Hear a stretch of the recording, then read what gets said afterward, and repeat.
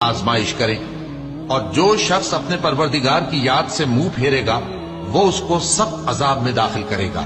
اور یہ کہ مسجدیں خاص اللہ کی ہیں، تو اللہ کے ساتھ کسی اور کی عبادت نہ کرو، اور جب اللہ کے بندے یعنی یہ پیغمبر صلی اللہ علیہ وآلہ وسلم اس کی عبادت کو کھڑے ہوئے تو کافر ان کے گرد ہجوم کر لینے کو تھے۔ اے نبی صلی اللہ علیہ وآلہ وسلم، کہہ دو کہ میں تو اپنے پروردگار ہی کی عبادت کرتا ہوں اور کسی کو اس کا شریک نہیں بناتا۔ یہ بھی کہہ دو کہ میں تمہارے لیے نہ کسی نقصان کا اور نہ نفع کا کچھ اختیار رکھتا ہوں۔ یہ بھی کہہ دو کہ اللہ کے عذاب سے مجھے کوئی پناہ نہیں دے سکتا اور میں اس کے سوا کوئی جائے پناہ نہیں پاؤں گا۔ ہاں، اللہ کی طرف سے احکام کا اور اس کے پیغاموں کا پہنچا دینا ہی میرے ذمہ ہے، اور جو شخص اللہ اور اس کے پیغمبر کی نافرمانی کرے گا تو ایسوں کے لیے جہنم کی آگ ہے۔